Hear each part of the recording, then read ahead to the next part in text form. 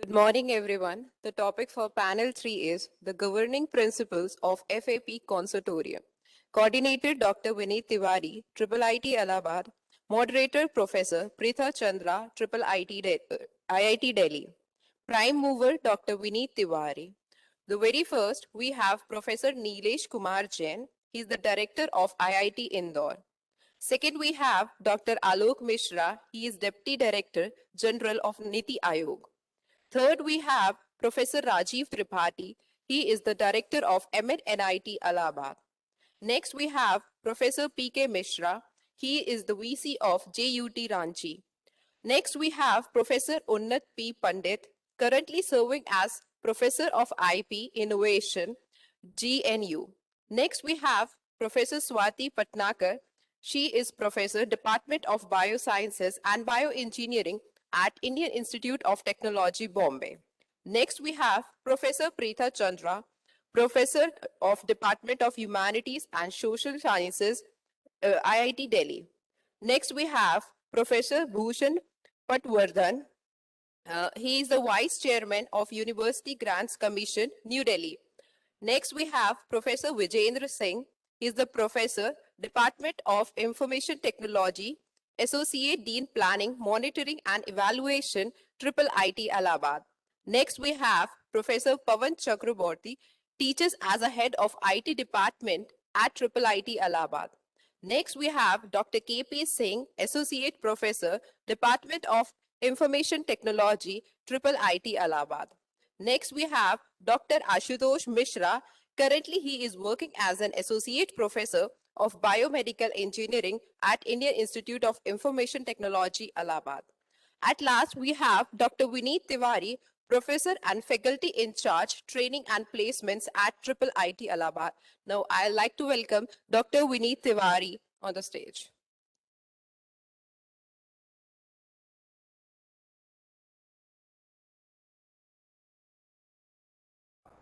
Thank you, Ayushi. Very good morning to all of you.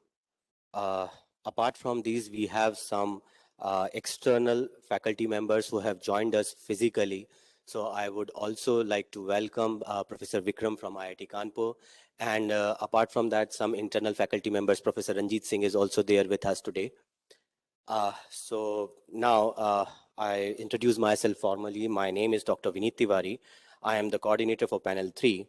Today here in this panel, we would be discussing about the governing principles of the FAP Consortium. But before we dive into the discussions, I welcome you all to this conference and hope that it benefits all. Our goal today is that whatever your role is in the academic arena, I know people in this particular panel comes from various disciplines and holding the positions of different responsibilities in different organizations. So the discussion would start on the governing principles of FAP Consortium, later asking questions that draw out some of the high-level themes and trends we should be thinking about. And we will open up the floor to give you an opportunity to ask specific questions that you are thinking maybe and about to help you navigate the upcoming opportunities and challenges. FAP are based on the flexible method of learning, which as the name suggests is a method of learning where students are given freedom in how, where, when, and what they learn. Learning can take place in a variety of settings, including in the classroom, at home, via the internet, while commuting, or as a part of work-study program. And particularly, we have felt this kind of need in the pandemic. So we all have experienced altogether a different normal. Right. So in various ways, that educational exchange is possible. Some fundamentals and governing principles related to FAP Consortium as per NEP are as follows. So first is the recognizing, identifying, and fostering the unique capabilities of each student by sensitizing teachers as well as parents to promote each student's holistic development. The highest priority is to achieve fundamental literacy and numeracy by all. Flexibility, so that learners have the ability to choose their learning trajectories and programs, thereby choosing their own paths in life according to their talents and interest. No hard separations between curricular and extracurricular activities, between vocational and academic streams, etc., in order to eliminate harmful hierarchies among and silos between different areas of learning. Yesterday also our honorable director sir has given a particular emphasis on this aspect, that there should not be a separation between different streams of learning, rather it should complement each other. So that is the true spirit of multidisciplinary approach. So the multidisciplinary and the holistic education across the sciences, social sciences, arts, humanities, and sports for a multidisciplinary world in order to ensure the unity and integrity of all knowledge. Emphasis on conceptual understanding rather than rote learning and learning for the exams. Creativity and critical thinking to encourage logical decision making and innovation. Develop ethics and human and constitutional values like empathy, respect for others, cleanliness, courtesy, democratic spirit, spirit of service, respect for public property, scientific temper, liberty, responsibility, pluralism, equality, and justice.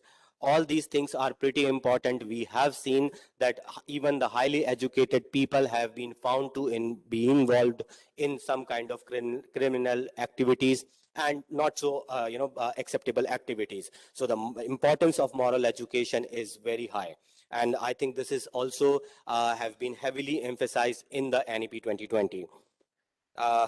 Promoting multilingualism and the power of language in teaching and learning, so that we can gather the information hidden, or maybe there are scholars in every language, particularly if we talk about India, and we are not able to gather their knowledge because of restricted abilities of teaching, or maybe the curriculum that has restricted us not to impart those education, because it has never been come up in some kind of a regular teaching or maybe in the books. So that is also the fundamental aspect. We should all be thinking about that. Then developing life skills such as communication, cooperation, teamwork, and resilience.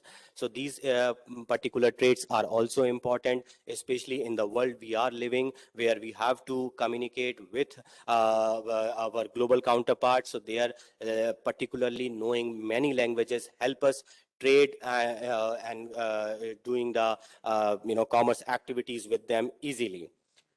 Which will also essential in terms of promoting research collaborations and academic associations. A focus on regular formative assessments for learning rather than the summative assessment that encourages today's coaching culture. Extensive use of technology in teaching and learning, removing language barriers, increasing access for young students, and educational planning and management. Next is respect for diversity and respect for the local context in all curriculum, pedagogy, and policy, always keeping in mind that education is a concurrent subject. Full equity and inclusion as the cornerstone of all educational decisions, to ensure that all students are able to thrive in the education system, so that none of the students should be left behind from the mainstream development or mainstream educations. We have seen the cases in India where, because of variety of reasons, people have left their education even at the school level or maybe at the college level, because of maybe in dearth of money or resources, or maybe the access to the quality education. One important example I can cite from my recent experiences in this pandemic, that where one grandmother in the family got severely ill, and there was nobody there to take care of her. Then there was her daughter, and their granddaughter actually was in the class 8 or something. So because of this online education, it was become possible that mother went to the grandmother's place and she took care of the grandmother for entire 1.5 month. Otherwise she might have to discontinue, or there could be any kind of situation. So this, because of this online and offline kind of education, this would become possible. So there are many advantages of being really multi objective that we are planning to achieve through this FAP. Then synergy in curriculum across all levels of education, teachers and faculty at the heart of learning process, their recruitment, continuous professional development, positive working environment, and service conditions. This is also very important aspect because we have to train the teachers before we train the students. So in this new approach that we are aiming to achieve through this NEP 2020, this will be a very essential step. Then a light but tight regulatory framework to ensure integrity, transparency, and resource efficiency of the educational system through audit and public disclosure, while encouraging innovation and out-of-the-box ideas through autonomy, good governance, and empowerment. Outstanding research as co-requisite for outstanding education and development. Continuous review of progress based on sustained research and regular assessment by educational experts. So this is particularly the theme of FAP Consortium. I have just discussed some of the governing principles, but that are no way limited to what I have already discussed. There could be many more areas, but yes, definitely we have to include all these points when we are designing and drafting the policy, or maybe anything like this flexible academic program, which should serve the purpose for which it was actually intended by the government. So this is something kind of a schematic layout of the FOP. But again, so the main idea is multiple subject baskets, cloud credit repository, multiple exit and entry options. So there are various themes we have to collaborate. Then the consortium. So again, this is just an idea. This is just an idea so that like there will be a one consortium of all the participating institutions, active as well as passive. Then there would be maybe one chairperson will be selected, nominated, or maybe elected. So it will be dependent upon all the participating institutions how they want to go about it. Then there will be two or maybe three deputy chairs, and then maybe there are some batch coordinators, etc. So we have to plan the things that what kind of people would be needed and how this could be operationalized. And so there are various governing committees, participating institutions, then there are IIIT sections and all will be there. I am happy to say this, that IIITA is already planning to implement the flexible academic program in line with NEP 2020. It has already conducted various webinars and high-level stakeholder consultations for the initiation of this idea. Now, I am proposing some pointers to give your thought process around as per, obviously best of my understanding, but again, you can choose to discuss your part of the story. So the idea is why flexible academics. The first point is why flexible academics.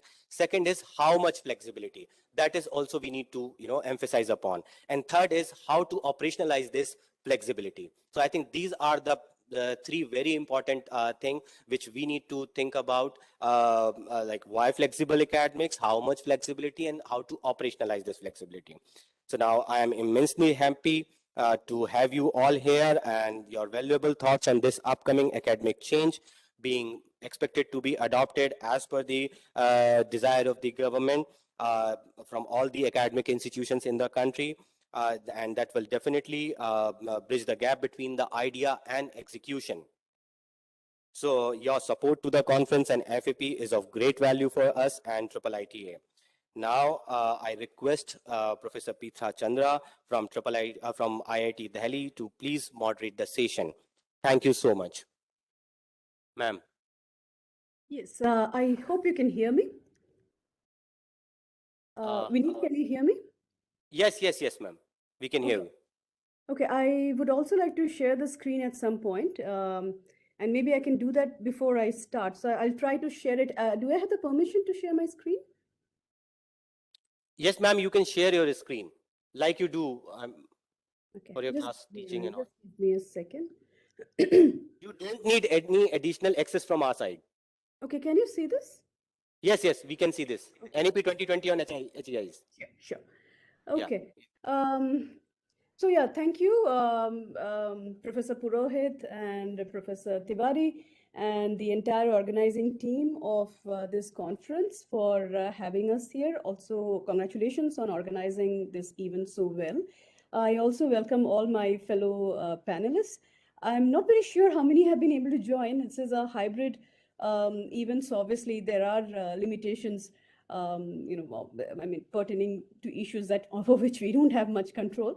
But I hope all of you have been able to join, and then we have some more people who are just here to listen to us and also to engage in the discussions that will happen after this. So also thanks for asking me to moderate. Let me very quickly talk about the way Vinita and I would like to plan out the discussion. So we would like to have a lot more discussion in the sense, kind of a brainstorming sessions. But before that, we would like to hear from each of the panelists. Some of them have not been able to join us for various reasons, but we have some faculty members from Triple IT Allahabad and some from various other institutions of the country who will be speaking. And we are hoping that we will be able to give at least 12 to 15 minutes per panelist, but it could be a little bit more also. I may raise my hand just to give you an indication of how much time is left. So if you can see your screen, so that will be one way to understand that you may have to wrap up in a few minutes. But given that the group is not that huge, and given that we are here to discuss and or have a kind of informal discussion amongst us, we may be a little more flexible. And the term flexible is quite interesting here because it is the defining or the core concept that we are discussing here. But I mean flexible here in a slightly different way, that we will be able to be a little more flexible with timing. So if there are people who would like to get a little bit more time, please feel free. But we would definitely like to leave a little bit of time towards the end so that we have some discussion amongst us instead of just hearing us out speak on individual issues. So let me begin. So Vineet has anyway talked about what could be the directions that we take in this particular conference, specifically for panel number 3. But what I intend to do over the next, again, 12-15 minutes is to just place this whole discussion about the flexible academic program against some of the guidelines that are placed in the NEP. So some of them may sound overlapping. They may appear to overlap with what Vineet has already discussed, and apologies for that. This is a presentation that I had also made before some faculty members in IIT Delhi, and we kind of have a consensus that this is one way of looking at things. And I would like to use this also as a kind of backdrop against which today's discussion can be placed. There are not many slides, but and some of them I'll just skim through, and some of them I may spend a little bit more time because they may seem to be more closely related to what we have as part of the core theme of the discussion today. So one of the things all of you know is that the NEP 2020 or any education policy in any country is essentially to remove disparity. That is the ideal goal. And this particular NEP 2020 document is also placed against the Sustainable Development Goal of the United Nations Development Program. And I'm not going to read through the entire quote here, but one thing that you can see is that achieving one primary goal of this entire document or policy is to achieve inclusive and quality education for all. And this is definitely very crucial to our country, where there are still a lot of disparities related to region, related to various social factors or variables like Ma'am, can you make it full screen, please? I will try. Control L. Control L. No, I'm using Mac. Let me see, view. Maybe full screen? Can you see it now? Command L. Command L. No, it doesn't work. Can you see it now? Is it visible now? Ma'am, you can close the right-hand side window. Yeah, I know. For some reason that is not appearing. Slide only. Okay. Let me try this. Okay, can you see it now? Yeah, ma'am. Actually, yeah, okay. Is this okay, or should I zoom in? I think Vinayji, it's okay. Let ma'am continue.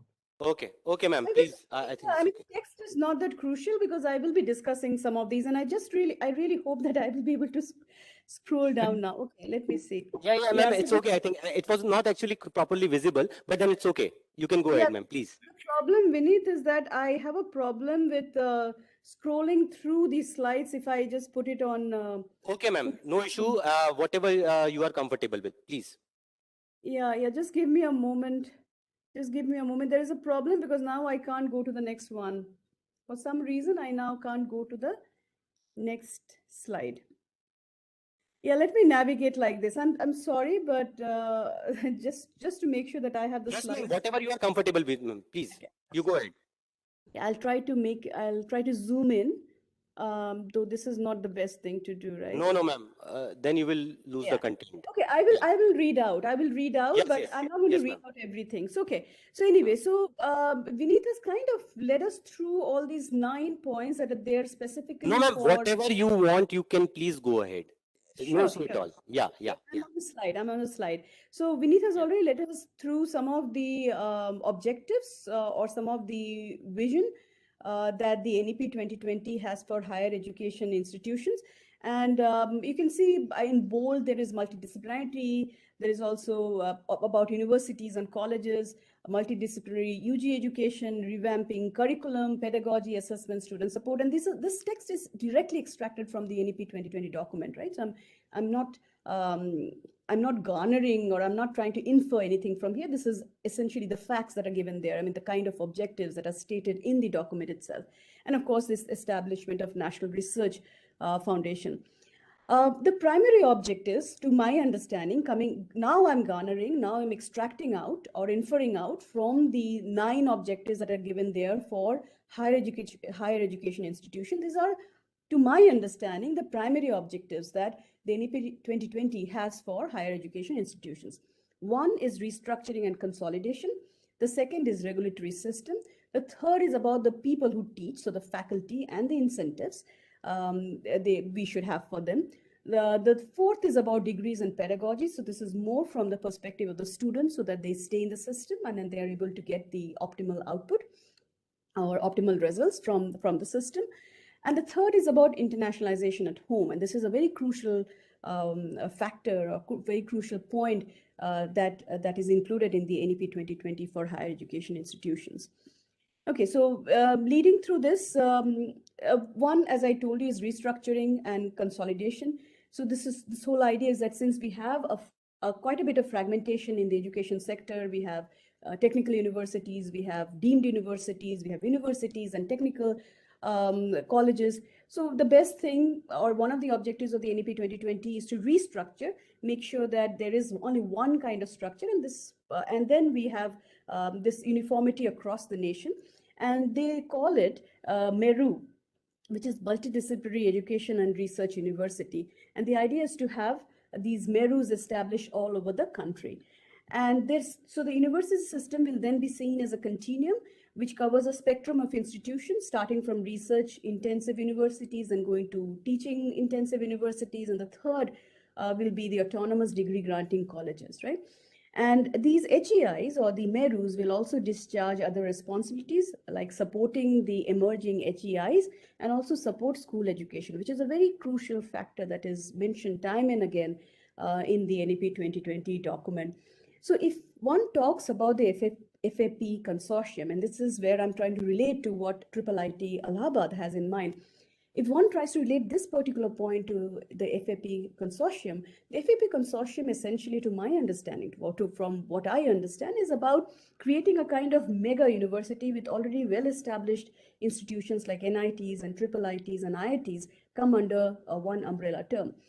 So it is kind of a new idea, and one has to obviously work it out thoroughly and see if this really goes or aligns well with the idea of a MERU. And whether there is also going to be a hierarchy of institutions, whether some of them will be more research intensive, some of them will be more teaching intensive, and so on and so forth, right? So this is something that I particular to me comes to my mind, is that we need to be cognizant of the fact that there are certain concepts given in NEP 2020, and whatever we propose should be on track or should at least be discussed aligned to the NEP 2020 guidelines. A regulatory system, again, Vineet has talked about very quickly. The whole idea is that once you have these Meru kind of system, Meru kind of institutions, you would also like to have some kind of a regulatory body. And one of the proposals is to have the Higher Education Commission of India, and which will govern all activities of all HEIs, all higher education institutions. And there will be essentially 4 functions run by 4 verticals of the HESI. So the first vertical will look at the entire regulation of all activities. The second will be about accreditation. The third will be about grants, funding, and the fourth will be about standard setting, academic standard setting. So again, as soon as you propose something like a uniform, or at least all these institutions coming together and creating a FAP, you need to be mindful of the fact that you also have to make sure that you know what rules and regulations the FAP has to adhere to or has to ascribe to. And the rules will, of course, be set by the government and its proposal for these new institutions. Okay. Faculty incentives, obviously, as soon as you have something like a virtual institution or running the FAP, you also need to think about who the stakeholders are. And one of the stakeholders, of course, are the faculty members who are going to teach. And you can see, I'm not going to go through each of these points, but the NEP 2020 very clearly says that every institution must have a clear institutional development plan, which is where you discuss what kind of faculty members you want, or what are their academic achievements, what kind of incentives you want to give them, how do you make sure that many of these faculty members who have those kind of leadership qualities are also pulled up the rank and given those responsibilities. So all of these are part of the NEP 2020 document. So the moment you put the FAP under on the table, you have to make sure that these kind of questions also are addressed. Another very important issue taken in with regard to the research and the quality of education or quality of research undertaken by our faculty members is the establishment of the proposed National Research Foundation, which is called NRF, the acronym for that. And the idea is that research will be funded throughout. There won't be any distinction between disciplines or between institutions, as long as they have some kind of validity as a research topic, they will be funded. And this is another thing, that if you think that the creation of an FAP consortium is going to create a common ground on which people can come together from many institutions, and then also create an environment where faculty members come together and do research, and then the kind of funding that is available. So these are again questions that one has to take up. The fourth point, which is I think most crucial to what Vineet was also saying, is about the multiple, the exit entry, multidisciplinarity, and so on and so forth. And this is primarily from the perspective of the students, because we do know that there are dropouts. We do know that many of our younger population, younger generation are not as well educated, not as skilled. So there is a lot of emphasis in the NEP to create holistic education. And this whole section is essentially about that, where they talk about even engineering institutions like the IITs, which have served the nation in a particular domain for a long time. And then, of course, they're flanked by the IITs, NITs, and many other institutions of repute. They should also move towards more holistic education and multidisciplinary education. And the linkages between these disciplines should be diluted. I mean, they should actually be enhanced. And the divides should not be so rigid that you cannot see across those divides. And this, by the way, is true for all levels, not just undergraduate, but even masters and even PhD. And this is exactly what is being mentioned here in the slides, that you have multiple exit entry points, which allow the students to leave after a certain point and then come back. And then the kind of degrees they get, whether they get a certificate, whether they get a diploma, a bachelor's degree, or something like a degree with research after 4 years, all of these flexibilities should be there so that students can get the requisite skills, they can go back to the market. And once they need to come back to have more skills, to reskill themselves, they also have that opportunity. And there is a seamless connection, a seamless progression that goes from the bachelor's to the master's to the PhD. And this is what you see when you look at the way the masters have been developed. So even the masters can be a connection from, or can be an extension from, the bachelor's. The fourth year bachelor's can then lead to a 1-year master's, and so on and so forth. I'm not going to go through the details and bore you with the details, because I'm sure all of you know them. But how do you do it? And that is where the idea of an academic bank of credit comes in. And I think there is already some progress that has been made by the government in creating an academic bank of credit. PhD students also, there's a lot of emphasis that even PhD students should have more holistic education. And as academics, of course, we can put in some thought over there whether this is the right step, but definitely some kind of holistic education will also help them have multiple skills, which makes them more employable in the market. Okay, and this, of course, you know that all HEIs should move, the kind of examinations you should have, again, are should be much more flexible, should make sure you assess the students or the participants' knowledge, conceptual knowledge. And the last thing, which is very important, and maybe when the FAP takes off, or even while you're preparing for the FAP, you should look at this very carefully, is that there is special mention of taking care of the interests of socioeconomically disadvantaged groups, whether that group includes women, whether that group includes religious minorities, or people coming from regionally backward areas. All of these issues do need to be taken care of.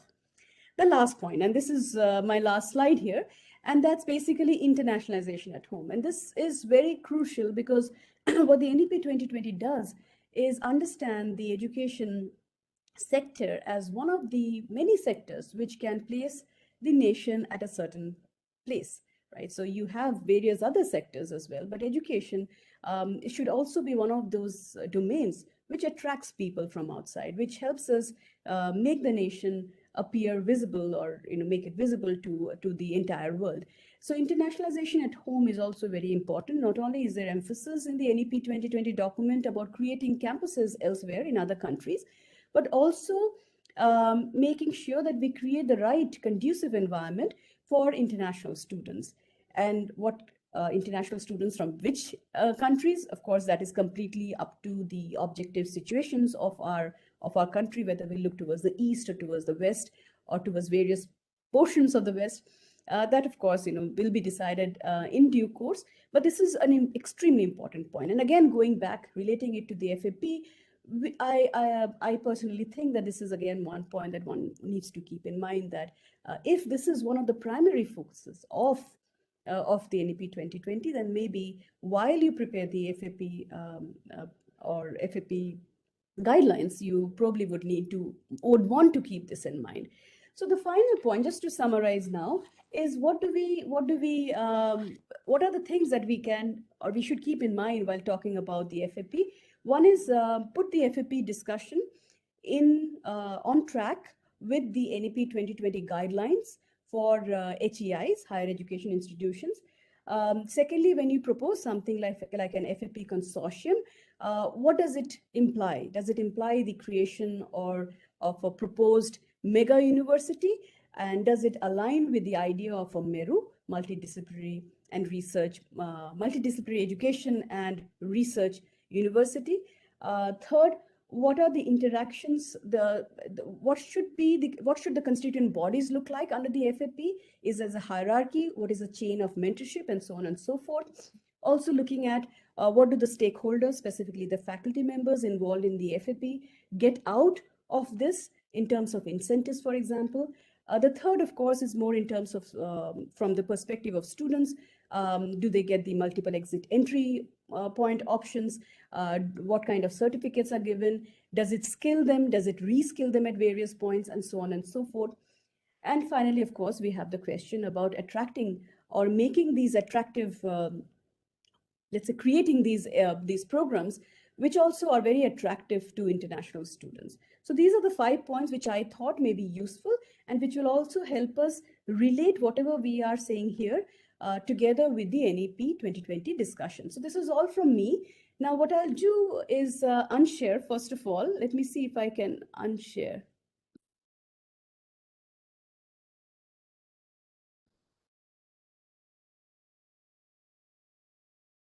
Yeah, for some reason, can you hear me, Vineet? For some reason, I don't know why my entire screen is not coming. So I'll have to check this out. So I don't know how to unshare now. Ma'am, Can your you- entire screen is visible to us. I know, but I want to unshare. That's exactly my worry. I want to unshare. Just click on the share button. Yeah, and that's not coming anymore. Ma'am, this is a small window. No, this is Ma'am, not. I think Can you this is, unshare on your side? I think there is an option where the ma'am, person has from our opted. side, it's not possible, I think, unless you do it from your side. Okay, ma'am. Yes, it was Yeah, possible. yes. Yeah. So is it no? Yeah, Is ma'am. my screen not visible to you now? Yes. Yeah, Great. now our screen is visible. Yeah. Okay, ma'am. Okay. So please go ahead, ma'am. Yeah. Yes, so I have kind of done my job here as a Yeah. moderator, and from my very limited understanding of the NEP 2020, I have, from my limited reading of NEP 2020, I have put forward some questions, which, along with the ones that Vineet has already raised, can form the backdrop against which we place our discussion today. And of course, there will be questions coming from the panelists, so we will collate them and then build them up for further discussion. But let me begin by then inviting the panelists one by one. And if in case one of the panelists or the person I call out is not there, please, Vineet, let me know. So can I first of all Sure, ma'am. Sure, ma'am. Yep, ma'am. Please go ahead, ma'am. Yeah. so I'm going to first of all invite Professor Nilesh Kumar Jain, who is the director of IIT Indore, to speak to us. Professor Jain, are you there? Yeah. Am I audible? Yes, you are. Okay. So I thank you first of all, Dr. Preetha for moderating the session and enlightening us about your whatever limited understanding. But it was a good presentation where a certain tone has been set. I also compliment the IIT Allahabad for organizing this. I think what is important that a lot of things the IITs have been doing, whether it is old IITs or new IITs, 2G or 3G, the best practices of IITs, for example, the multidisciplinary research, the flexibility, I think you talked about the PhD student doing the credit coursework. That is, I think, already there in all the IITs for the PhD student.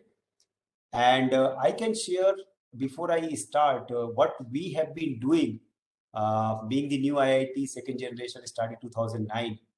From 2013, what we have done, when we started our PG program in 2013, we made for our BTech student to have BTech plus MTech. So in the sixth semester, the student can go for MTech program, and the fourth year becomes the first year of the MTech. And during the eighth semester of this, actually the ninth semester of the program, the student can go for the PhD also. So we had a lot of students, our BTech students, at least 5-6 have graduated who have done BTech from IIT Indore and directly enrolled for the PhD. And some of the students have done BTech plus MTech. Also, at the same time, we started whatever PG program we started, whether it is MSc, MTech, we made that it is a dual degree program. So during the fourth semester, a student can opt for the PhD and it's internal conversion. Now, also there is an exit option that if the student feels that, okay, fine, at the end of the 2 years, he feels or she feels that the student need to exit, then they can exit from the program, without going into the PhD. And we gave the two different degrees, MTech, PG degree separately and PhD degree separately, though we wrote that it is a part of this. So it gives the actually, the early exit option, which we are talking that it is there. Recently, 2019 onwards, we have started the MS research program in computer science, electrical, mechanical, HSS, and astrophysics, astronomy, and space engineering. That is one department. And what we are doing that PhD students somehow, if they are not able to cope up with the rigors of the PhD program, then at the end of 2.5 years, they can exit with the MS research program. And I think this is going to help us a lot. And it is good that whatever we, at least IIT Indore was doing in terms of these things, it has become sort of part of NEP. Other thing which we did, we have been doing that the elective courses of any academic program. We have all the open elective courses. So a student can take any course, whether it's BTech students or MTech student or MSc student or MS research or PhD, they can take any course. So as a result, this has helped the student to get a width in their learning. They get the depth when we are doing their core courses, but allowing some computer science student to take the mechanical engineering courses or civil engineering courses, civil engineering student taking the courses from computer science, it helped in giving the width to the student. And as a result, the other thing which we did, we dedicated one entire semester for BTech project. And also we kept the minimum credit for our PG programs and PhD program so that students are more able to do the research. Our experience has been that, there are two types of students. One type of students who do very good in the coursework, but they may not be good researcher. While the other type of students who are, not so good in the coursework, but they end up with a very good researcher. So that flexibility, is there, and we also allow the student to do their thesis, outside IIT Indore. The entire PG thesis can be done, entire BTech project can be done abroad or R&D organization or with some other academic institute with one supervisor from IIT Indore and the other supervisor from that institute or organization. So that has helped actually in a lot. What I would suggest that I'm sure that each IIT, triple IIT, NIT, and all such institute ICERs, they have some best practices. And if we are thinking of having a consortium, these best practices from each participating institute can be documented. What are the best practices they have been doing?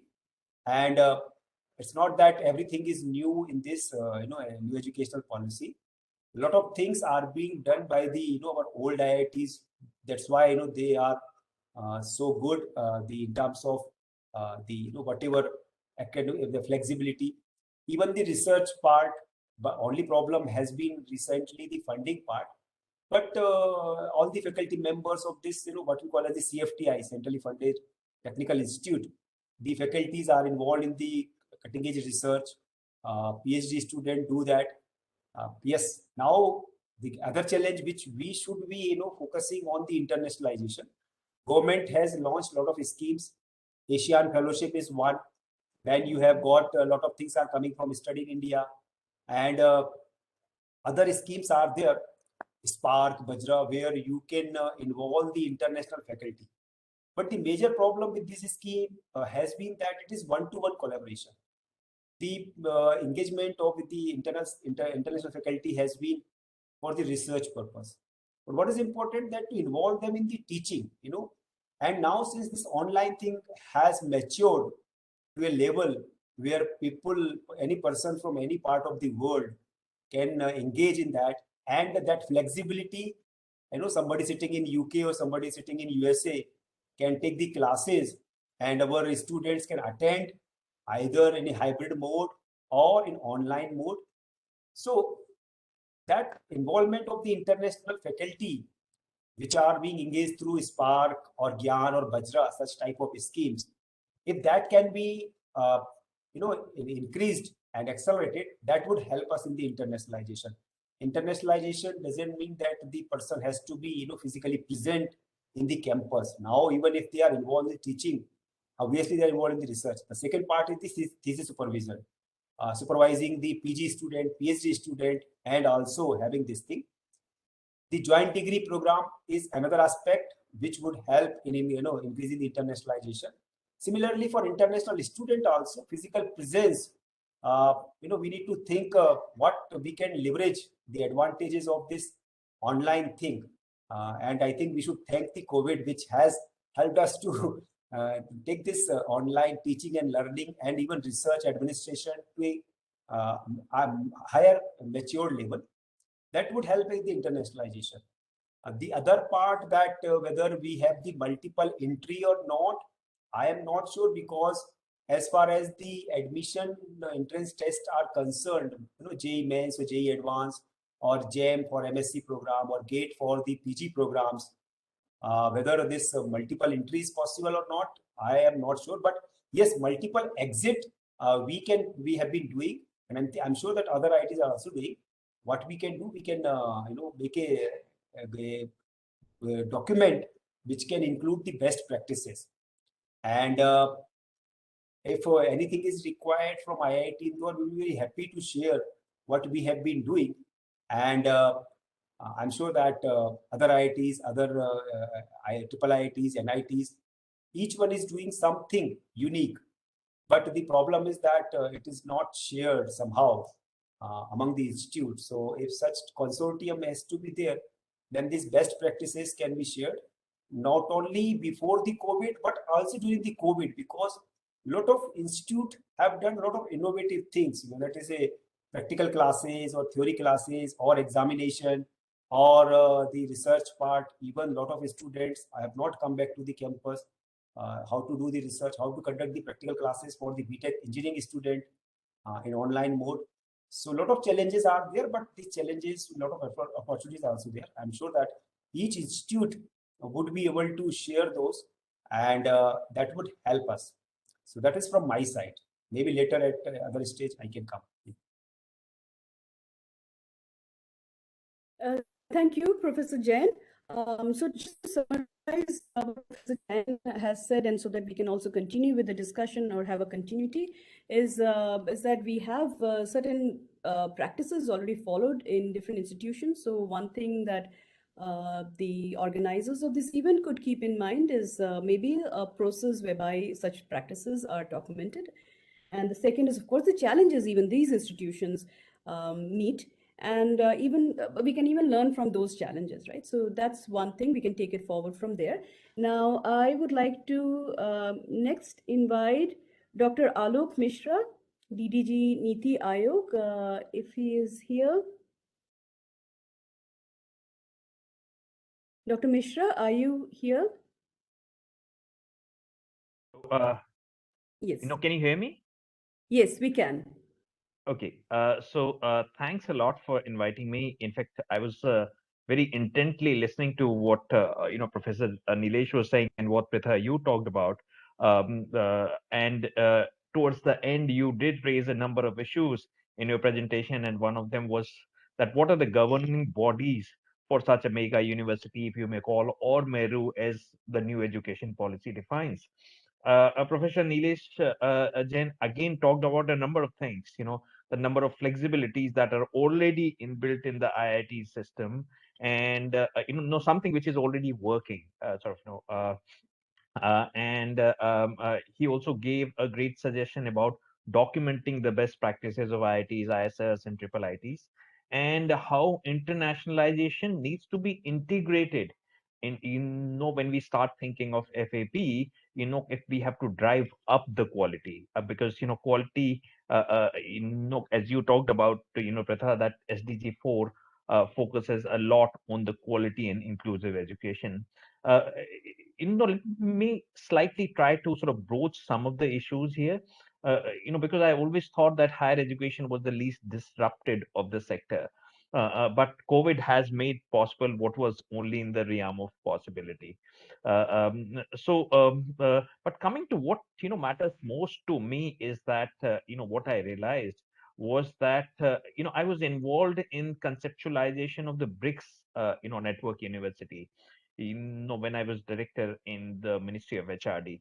And what I realized was that anything of any idea of this size requires a robust governing structure, and that clarity needs to be there.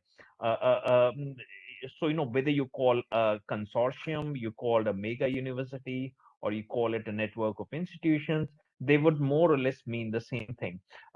Therefore, what we sort of try to sort of do, as part of this multi-nation efforts of BRICS sort of, countries, was that, can drawing from there, what I'll say is that, creating a FAP governing board, right?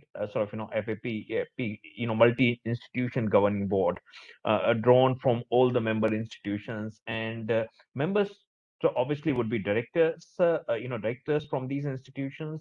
Uh, mm, uh, uh, there would be other members which I'll be talking about, with chairperson being chairperson of the lead institution. It may be a good idea to create a lead institution, although, in the BRICS, we did not have this concept of lead institution. Why I'm saying is that lead institution does tend to drive, so that, these things are driven in a positive direction. Otherwise, everybody starts taking a back seat. Now, what is this that, this governing board, this large multi-institution governing board is going to do? I think first thing is to develop a strategic direction. A second would be that, approval of education programs, which would be, coming to it. Can this will require all the regulation that needs to be sort of, put in place of, what is it that it is going to do? It is going to approve the statutes of, various, coordination committees, which I'll be talking about, and then engaging with external institution and faculty under, like, and what Professor Nilesh was talking about, that engaging with external institutions and faculty and the Gyan or Spark or Vajra program, can not the least assessment of how the academic programs are doing. So this is how we could look at the first level, the highest level of, what you call a multi-institution FAP governing board, and chairperson being chairperson of the lead institution, so that, there's a responsibility and accountability that is sort of, that is the, clearly sort of defined there. The second thing what we could look at is, at the next level, is a FAP coordination committee in each of the institution. Now, why I would say that, now this would require, since it's a multidisciplinary effort, heads of various departments, could be there, and different other sort of, members could be there. But the idea is to implement the decision of the governing board, right? So, not only that, but also the operation or management of FAP at the level of the institution. So these are the most critical tasks that, FAP coordination committee would be doing. The third level of institutions, third, level of governing structure, which I think is, is creating thematic group. You may call it subject groups or thematic group for various streams or various subjects, or, various disciplines, and they would be across the institutions, and they will be providing support to the network institution, in the identified field of their expertise. So now, so many things, I mean, new education policy talks about multiple kind of flexibilities. Not all of them may be possible, but we need to start small, but at least having having this clarity in terms of putting the governance structure in place will make us, sort of harmoniously, and the more organically evolve in the direction that, I mean, we should be adopting. Can Somehow my understanding has been that national education policy has somehow come at the right time, sort of, it's implementing, sort of, beginning post COVID, sort of, I mean, although COVID is not over, but still that post COVID phase, where I think both of them, I mean, education policy does capture the new trends, which are already evident, and which have been sort of, which have been made possible in the post-COVID era quite well. So, I mean, defining this broad governance structures and different level of governing structures, so as to so as to have interest of different institutions which are going to be involved in this mega consortium or network network of institution would be quite important. I'll stop here, and then as and when other points come up, I'll surely sort of butt in and contribute. Thank you so much. Thank you, Dr. Mishra, for sharing your knowledge and experience in creating the BRICS University. Also, also learning from that experience. It's wonderful to have this whole idea about a governing body and then having institute level committees, and also the idea of forming thematic groups. I do think this is one possible way to take it forward, and hopefully we'll have more discussion when we go to the question answer session or have the interactive session amongst the panelists. So I would now like to invite Professor Rajiv Tripathi, who is Director of MNNITA from Ma'am, Prayagraj. unfortunately, he is not there. There with us in this session. So he has shifted in the Good panel morning to 5. all of you. I'm here. Sir, good morning. Sir, actually, sir has joined. No. Oh, okay. Dr. Well, Tripathi, Professor Tripathi, can you hear us? Yes, please. okay, Can hear okay. you. Okay. Yeah, ma'am. Thank you. So I'll just very quickly, good morning to all of you and all the distinguished panelists who are here to deliberate on this issue. And one of the important thing, Miss, I'll not go into the details of what new education policy says and what all those things are there, because it's already there and we have done a lot of deliberations at different forums. Couple of things I would like to emphasize is that one of the major stakeholder and the onus lies on them is faculty member in all the participating institutions, or you can say that in almost all the institutions which are there to implement this NEP. And there is a kind of natural inertia to any such changes or any such proposal. Till last 1 year since the education policy has been announced at all different levels, I see only the heads of the institutions are key people who are participating in the discussions and who are basically talking about the implementation aspect. But when you come down to the ground level, it's the faculty who needs to be trained first to adapt, and they need to be motivated to adapt such changes.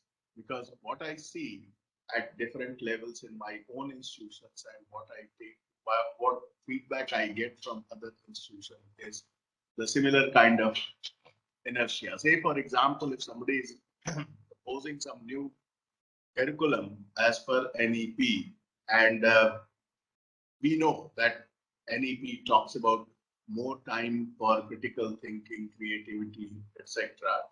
And if I try to reduce the number of contact hours, and if I try to say that merge these two courses together so that you can minimize the number of courses, giving more time for these kinds of activities, for adding the multidisciplinary courses, yoga, music, etc. Immediately the reaction will come. Oh, no. If this is the course which is not taught to electronics people, they can't be electronics engineers. So that's the kind of thing which comes out of it. So first and foremost thing is to train the faculty members. Then only we will be able to successfully implement whatever proposal has been developed, designed.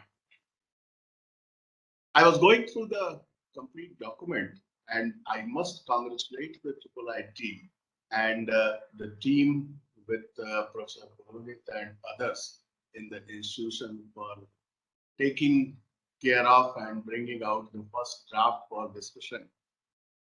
It has been mean, I personally feel that having gone through those things, they have done good amount of work, and it needs to be congratulated.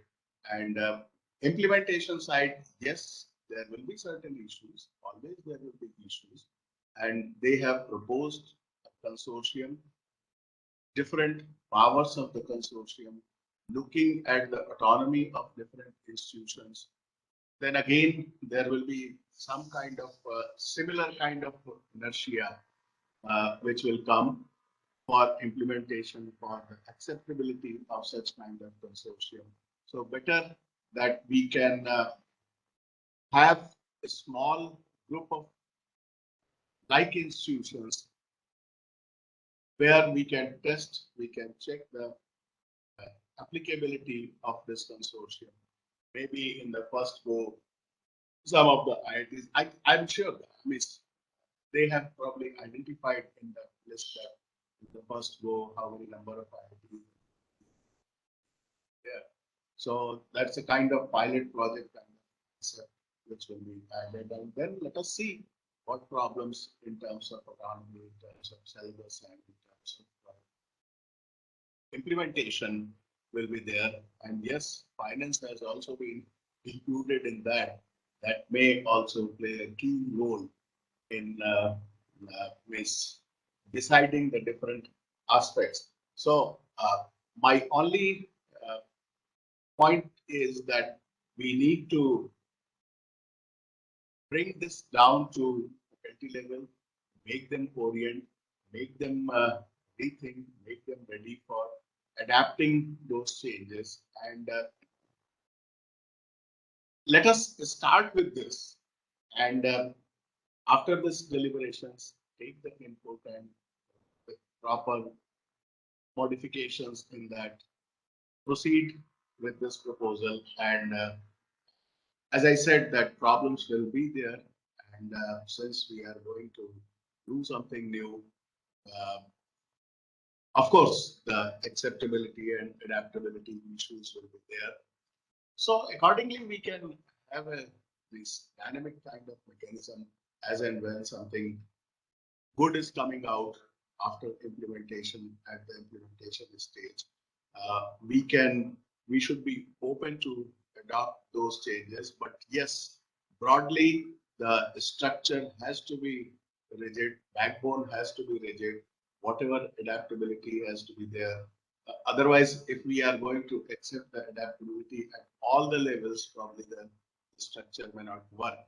So that's it from my side. And I once again I congratulate the Triple IT and putting forward for these two disciplines, IT as well as electronics and communication. Yes, there will be issues when we will be further expanding it, as in the opening remark, Meru concept was there, because the universities and if we are trying to put the universities in the similar kind of consortium, then there will be different kind of issues, and that can be taken care of later on. But initially, my strong feeling is that let us start with this. Another aspect of this is in terms of bilingual Hindi or English मिला करके हिंदी भाषी क्षेत्रों के लिए there. See, what is the objective? Objective is that, to the best of my understanding, that the talent sitting in the remotest part of the country should not be deprived of the opportunities which others are getting. And that's where this concept lies. We should be able to attract them, we should be able to bring them, streamline and nurture their creativity so that it should be beneficial to our society. Uh, that's where this language should not become the barrier for this kind of trade.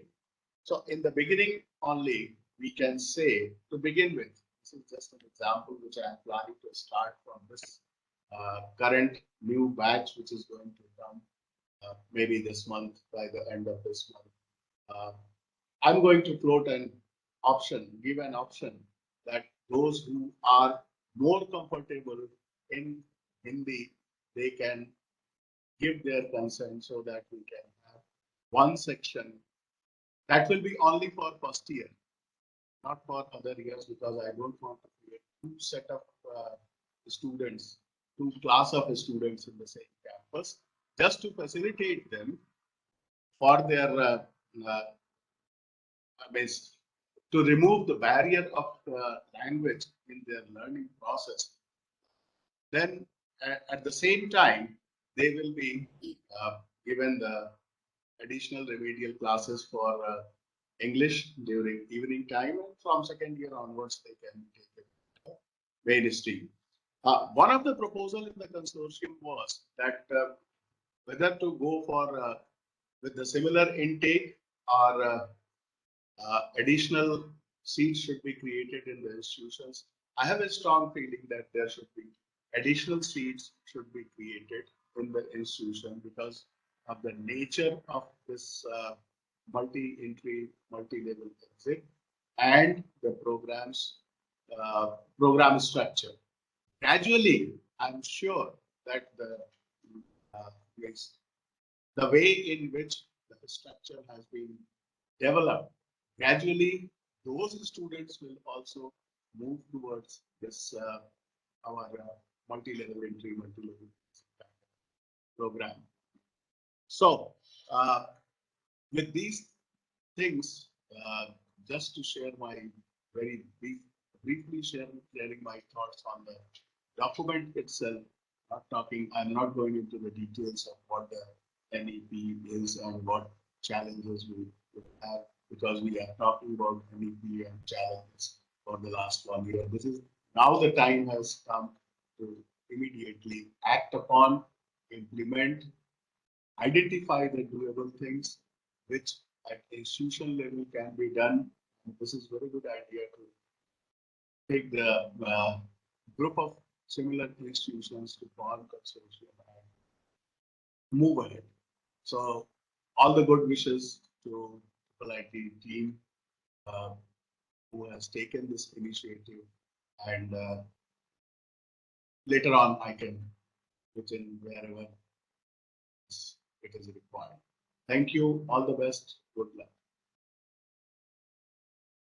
Okay.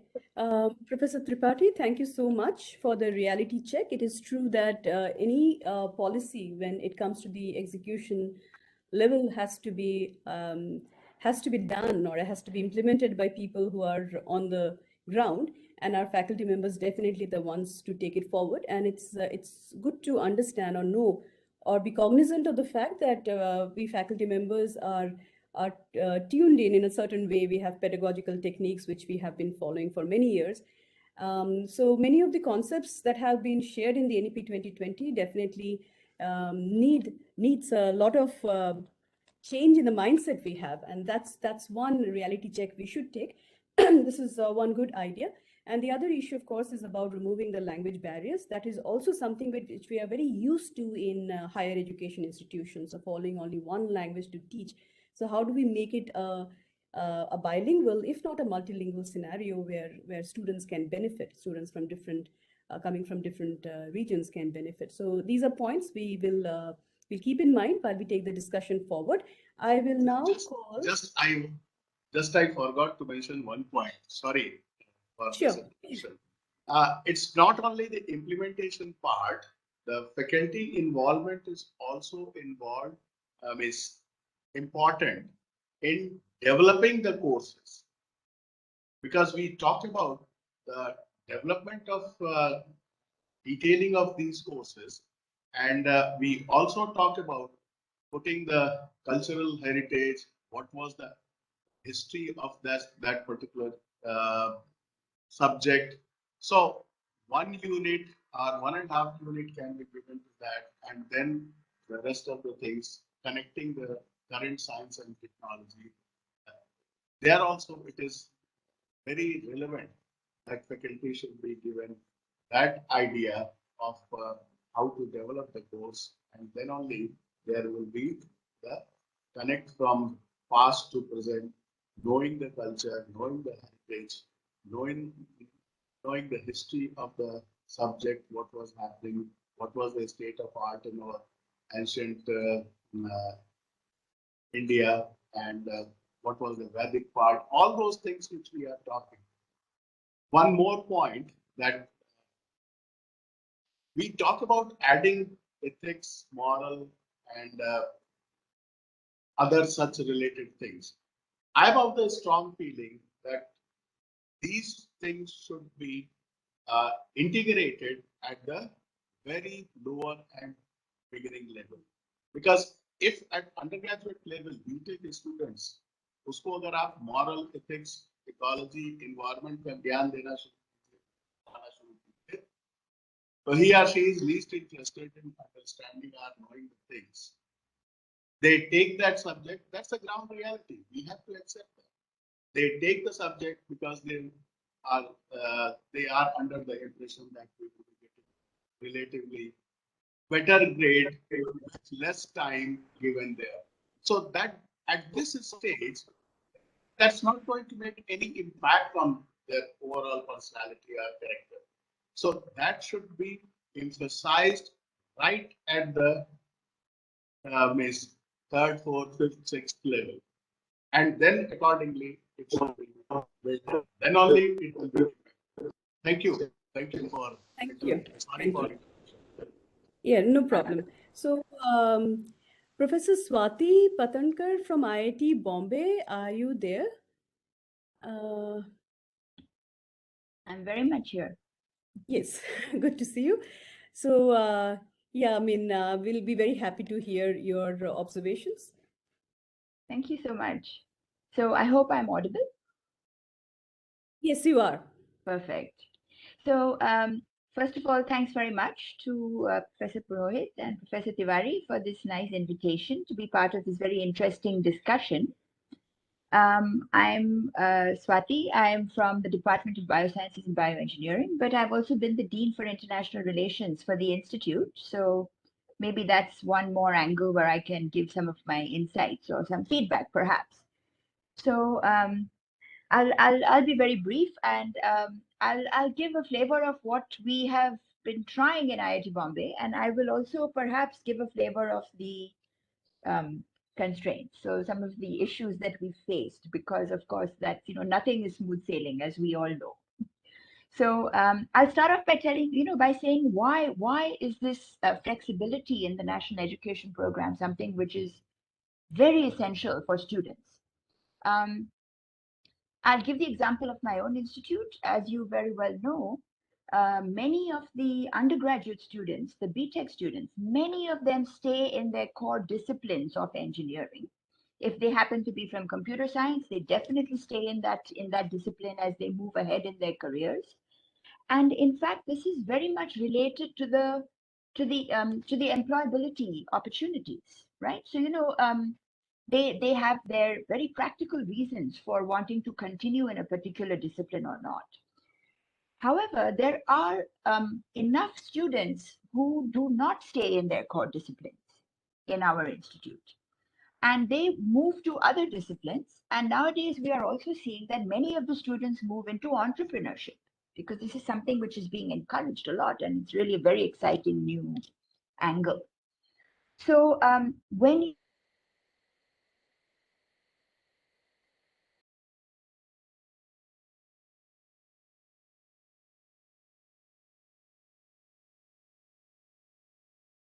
exploring different options, and we know that they're possibly going to choose some option later on, which will be a much better fit for their interests and their personalities, right? So I think flexibility is key for the students.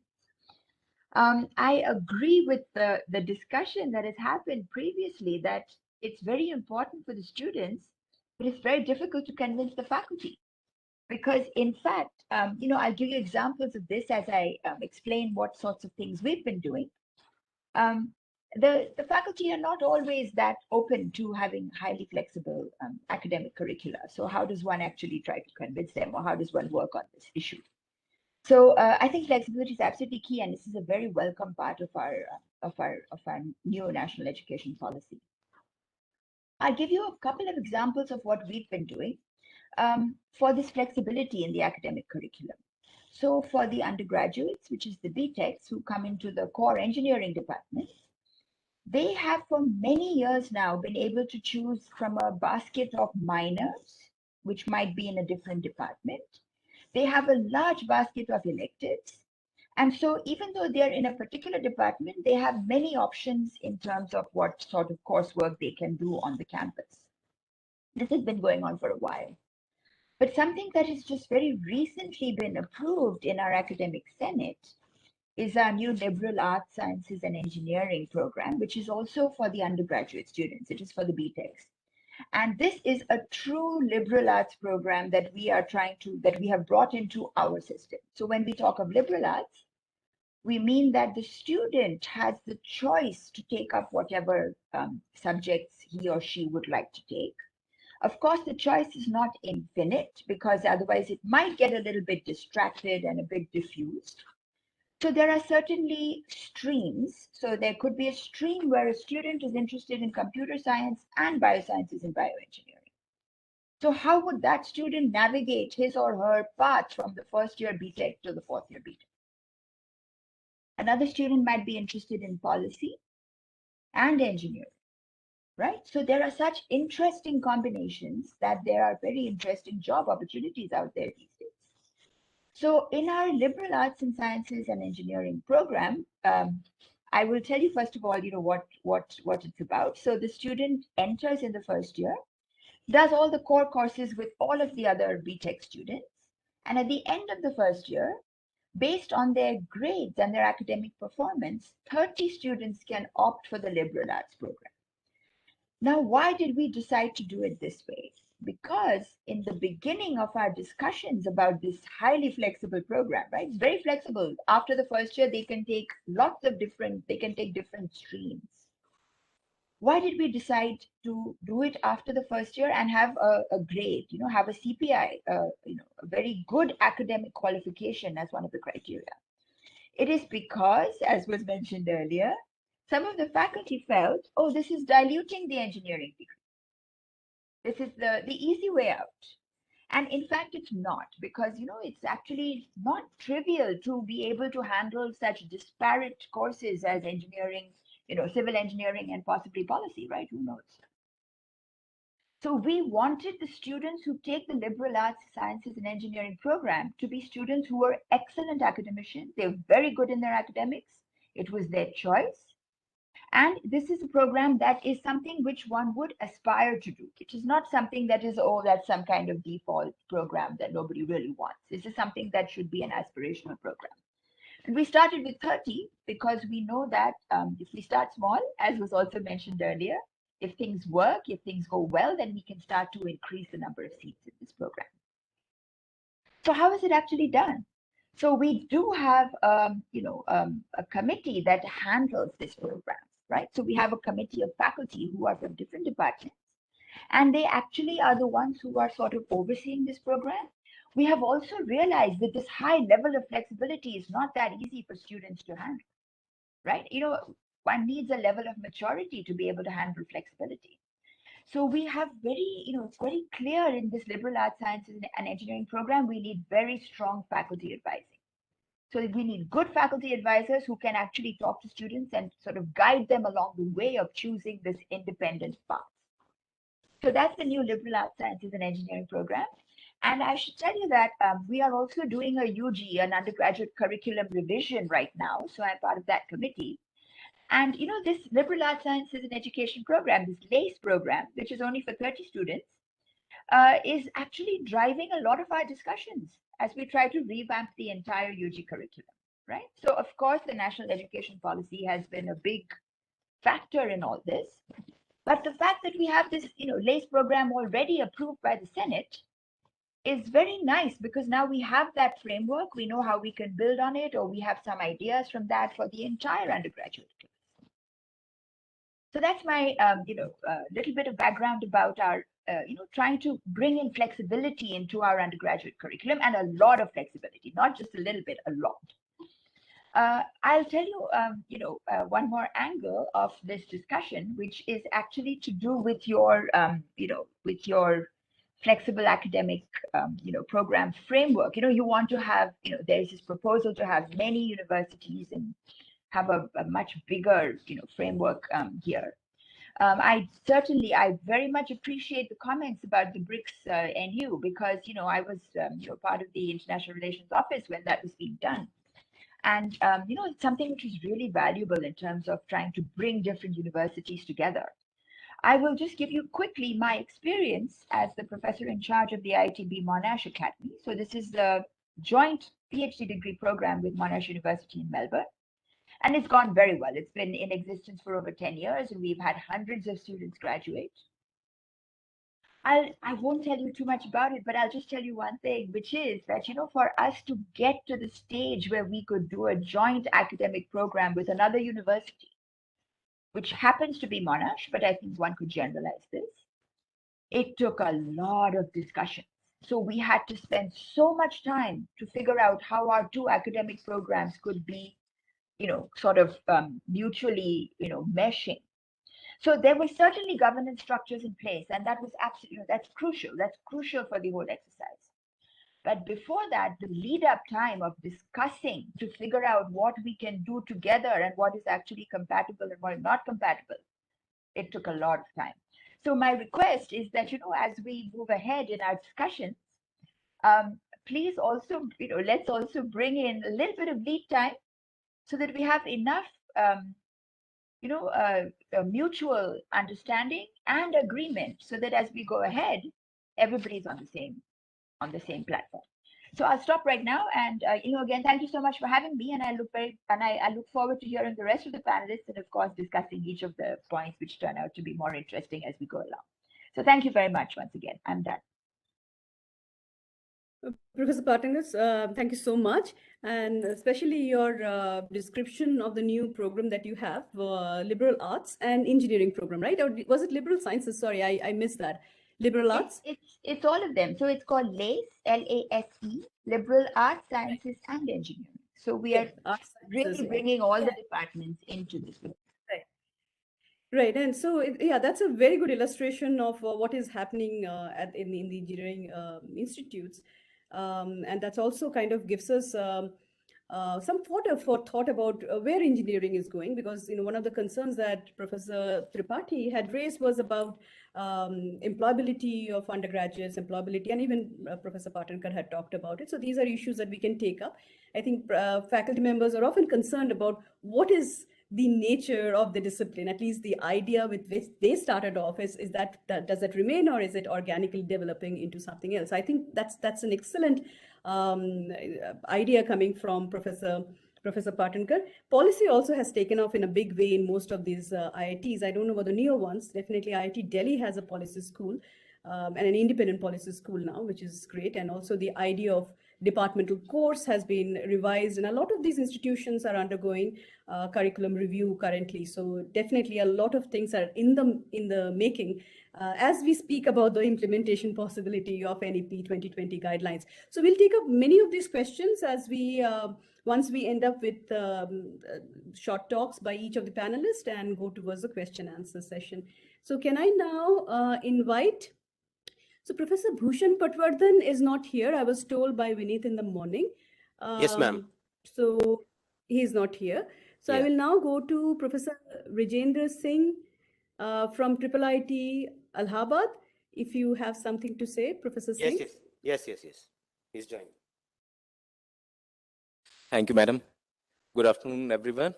Honorable Chairman and Directors of participating institutions, panel expert members, faculty members, media persons. Thank you all for giving me this opportunity to hear all of you, as well as to put some of my observation and our best practices which we are doing at IIIT Allahabad. So one thing is the continuous assessment. This is coming up again and again. So like these days, you can observe many theses, like there are different chapters in a PhD thesis. They may or may not be related with each other. So my discussion will be something like that only. So maybe there can be different modules, but there can be relationship, there may not be any relationship. Okay, so please forgive me for that. So in 2017, when our director, Honorable P. Nagbhushan sir, has joined at our institution, he has given this concept of CCLCAA. So many of our faculty members have already spoken about it. So it is a choice and credit link based continuous assessment and award system. So these days, people, what many institutions they are doing is there is still they are following this old traditional system of taking the examination. If you see many cases like in UP recently, UPTET paper was leaked.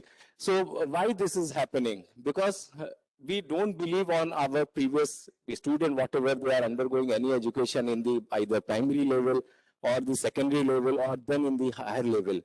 And that's why we are keeping different examination for taking the for giving opportunity to the student to take entrance to take admission in your institutions. So this is one factor. So okay. So this is one factor.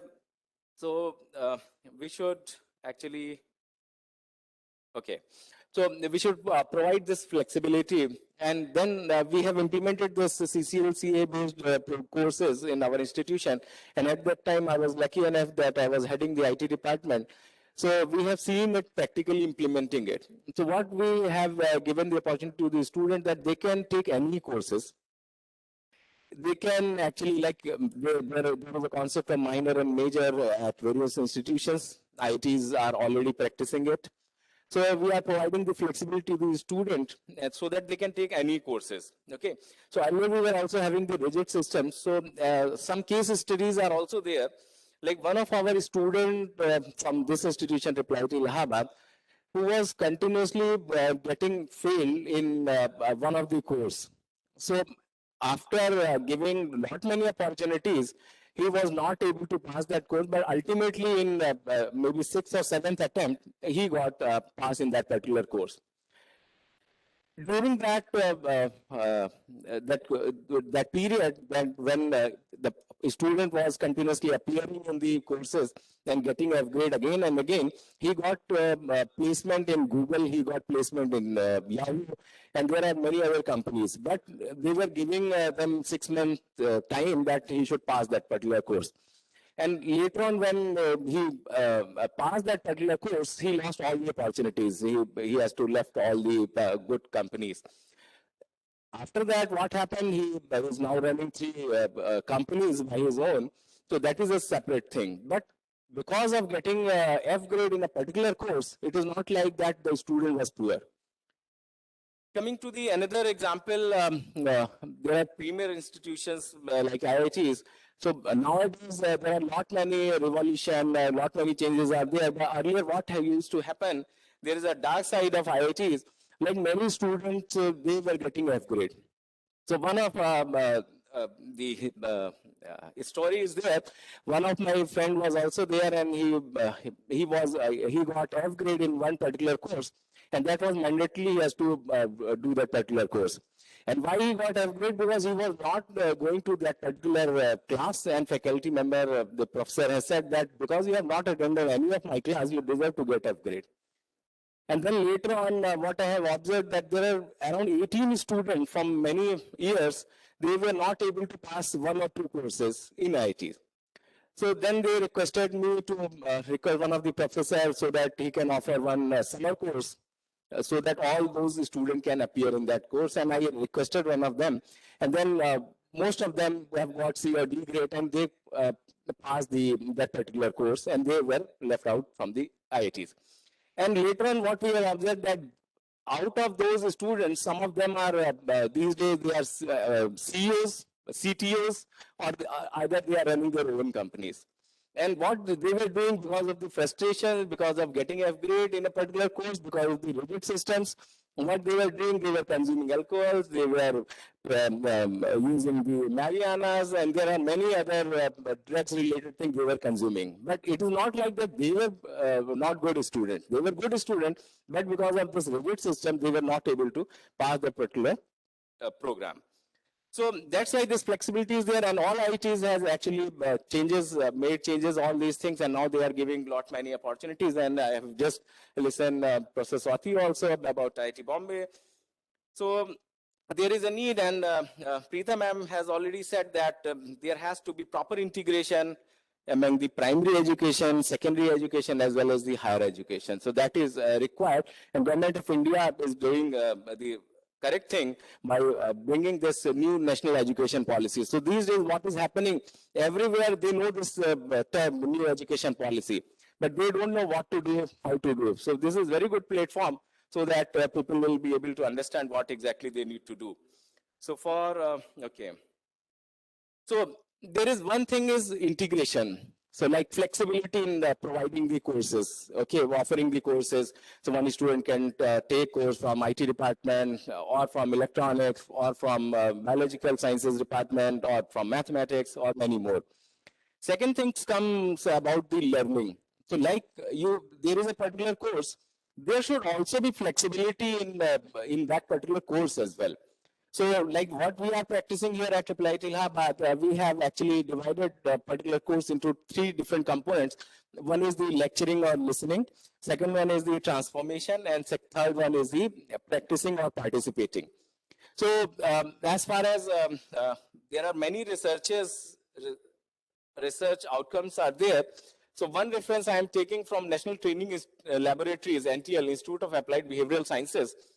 So what they have actually published, like around if the student is participating in the only lecture sessions, he is only getting 20% by the lectures, by the readings, or by the audio visuals, which we are showing to the students. Then if we are also giving the demonstration or discussion groups are also there, then the student is able to retain around 50%. And then if the students are also participating in doing the things, teaching other students, sharing the knowledge among themselves, then it is there that around 90% of the things the student is able to retain. So that is very important part, like flexibility in the academic program as well as faculty in the course itself. And all these things which we are practicing here at IIT Allahabad. So I will not take much time, but this is important things. And in between, this concept of new national education policy came. So because we were already providing this flexibility to our students, we can easily grasp these things that what they are saying. And many things which we have already implemented is there in the new national education policy. And that's why we are conducting this program and this workshop so that we can share our thoughts and we can learn from many others like you. So there are many challenges. Just I will speak about some of the challenges, like there are ITs, there are AICT governed institutions, there are other institutions. So there's one question, because governance is the main focus of this particular panel. So there is one important question, like how these students will be admitted in this type of program, because IITs will not prefer, IIITs will not prefer that somebody is some student has taken admission into some of the private college. He is not having that particular level of understanding of mathematics or other things, other background for doing a particular course. Why should we offer this type of program to those students? So this is one aspect of entrance, how these students will be admitted. Second thing is the level of integration, like how we are going to integrate, like from IITs, IIITs, NITs only, or as the model, we can only integrate this in the first step, or what we'll do. Third thing is the degree granting institutions. So definitely there will be consortium panel, and Amit Misra sir has already said that there will be chairman and other person will be there. Director of the institution will definitely be there. Then there can be lead institutions. So definitely the director of the lead institution can actually head for particular duration. Then other director of the institution can head. So this can be on the rotation basis is possible. Then mobility of the student as well as the faculty members. So this is also very important. There are many students from the villages, they don't get opportunity to study in IITs, IIITs. And why these IITs and IIITs are IITs and IIITs? Because of its resources and faculty members. So faculty members can also move from one institution to another institution, and a student can also move. So this can also be thought about. And definitely, Professor Rajiv Tripathi sir has said that this finance sharing model has to be elaborated more. And what my personal opinion is there, why this FAP, Flexible Academic Program, can't be a regular program. Definitely it has to be a regular program because this is the need of the hour. So in future, you will observe that this FAP is the only program which will run in our country. So many more such workshops for detailing each of the modules, like the finance is there, academics is there, integration is there, is required. So I congratulate Professor Nitish Purohit for conducting this first workshop, and I request him to continue such more workshops so that we can come up to the concrete solution. So thank you all for patience listening. Thank you so much. Okay, thank you, Professor Vijendra Singh, for talking about courses and pedagogy. That is, of course, central to whatever new program or flexible academic program that you are trying to construct. Now, we are a little behind time because we would also like to have some discussion amongst the panelists as well. So I'm going to request the next three speakers to keep their talks brief, and then have more, so we have more time for engaging between all the panelists. So I'm going to call Dr. Ashutosh Mishra now. Dr. Mishra, are you there? Professor Mishra, are you there? He's coming. Yeah, I'm here. Thank you, Professor Chandra. Good afternoon, everyone. Thank you for the opportunity. I'm going to keep it very, very brief, obviously, because of the paucity of time. And because you're talking about a flexible program, let me offer a different perspective regarding flexibility. So obviously the FAP, as we've already figured out by now, is that this is going to be a fairly multidimensional and complex problem that we need to solve, particularly about the mobility of students, multiple institutions coming on board, and stuff like that, right? So here is what I have personally experienced, right? So if you go back to the West, if you look at any Western university, their undergraduate programs are inherently very flexible. Now, why is that and how is that? So irrespective of the department, so if you talk about Department of Engineering and Sciences, Arts and Letters, whatever you have, right? Whenever a new undergraduate student comes in, the very first thing that is done is that they are assigned a student counselor or a student advisor. Now, usually every department within a school has one.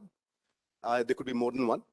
So what happens is that these students, they sit with these advisors and they have a fairly honest discussion. Now, irrespective of what kind of student you will have one of three kinds.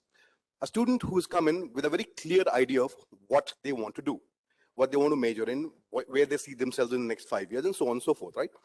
Then the other kind of student that you have are those who are relatively unsure about the exact domain they want to study in, but they are fairly certain about the fact that they want to do engineering or they want to do liberal arts or whatever, right? And then the third class of students that you encounter are those who are reasonably quite fluid. They're not sure about the amount of time they can commit. They're not sure about the pace at which they will learn. They're not sure about their major that they want to study. So these student advisors and the counselors, they sit down with these students and they chalk out what particular courses in the very first semester they will take. Now, obviously, it is entirely credit-based, right? And you have to, it is reasonably expected that a certain number of credits are to be completed before you can get a degree. And during this semester, they will meet once to just gauge the progress. And they will go through the entire catalog of the courses offered by the particular university or even other universities remote within a certain proximity. And the students will enroll in those courses, enroll in those credits, complete those credits. And then before the end of the current semester or before the start of the next semester, this process repeats. Now, what it allows you to do is, or what it allows the student and the counselor to do is, get a fairly honest assessment of where they are, where they need to go, what they need to do, right? So for example, let's take a simple example. Let's say a student faces some personal problem, right? So let's say there's a death in the family, or they, they lose their jobs because a lot of students tend to work while they're studying, or there's some other problem, right? And they want to defer their studies, or they want to take a lighter load in the next semester. So this work, this decision, and this plan can be modulated in consultation with the student counselor. Well, sort of right then and there, right? Now, the other thing that this process allows is, and particularly pertinent to our country is, given that we have this incredible repository of curated courses through the SWAYAM portal, even if we don't have the faculty members in that particular semester that offer a particular course that a student might be interested in, they could leverage that particular repository to take on those courses and credits, right? And this process is fairly symbiotic between the student and the counselor and the department, obviously. And I mean, I've personally seen this firsthand, is that you find you have students who very organically, and who are, so you have a student who you are allowing naturally to meander through the various options to finally figure out where they want to do and what they want to study, right? So the idea of, in our country that we have about, I mean, at least when I was doing my undergraduate, was that when you enter a BTech program, you're sort of shoehorned into this preset notion of this is what a BTech curriculum will be, this is what you have to study. There's barely any flexibility, right? So, and not everybody is alike. Different students have different learning rates. They learn at a different rate. Their interests tend to change over time. Now, granted, this used to be not really an option we used to think about, but with the advent of, internet presence, a more pervasive internet availability, students are more aware of, and their interests are changing dynamically. So while we work on operationalizing the flexible academic program, which is multi-institution, multidiscipline, multiple entry, multiple exit, my suggestion, my input would be, let's try to operationalize it at each of those interested institutions by way of making our BTech programs fundamentally more flexible. And we can do this. It's quite simple. Every institution that we are talking about that has already gotten on board with this idea already has these resources, right? So they have the faculty members, they have the idea, they have the student body. All they have to do is essentially identify, student counselors, student advisors, and start this process. And I truly believe that this is doable. And if we find traction, if we can find traction, I think that would naturally lead to a better and more stable implementation of the FAP. That'll be all for me. Thank you so much. Thank you for the idea of having student counselors. That's definitely something that many institutions would probably want to work out at their institute level. Can I now invite Professor KP Singh? And can I also request you to keep your talk to something like 3 minutes? Yes. Thank you, ma'am. I'll be very brief. So what I understand that, and many points have been already shared by the experts. So quickly, also, I believe that we need a flexibility, but also at the same time, nothing is free. So we have to keep some minimum understanding for each multidisciplinary program where we want to mix up so that multidisciplinary we can evolve. What I thought that, as what Professor Swati suggested, also we can look at a global level and local level multidisciplinary and multi-institution collaboration. In a local level where each institute within the department, they can come up with a new course, what the liberal art course suggested by Professor Swati. Then with that new curriculum or new course, a different department may collaborate and may come up with this multidisciplinary program. Definitely, it will help us to break the inertia among the faculty member. What Professor Raju Tripathi had mentioned, that it is one of the issue, faculty is not or so rigid. So this multi-program will help us to break this inertia.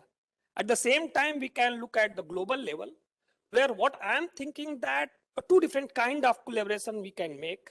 One, where IIT, NIT, IIIT, or other state kind of engineering institutions can collaborate and may make a program where we can develop a new curriculum for a specific engineering program.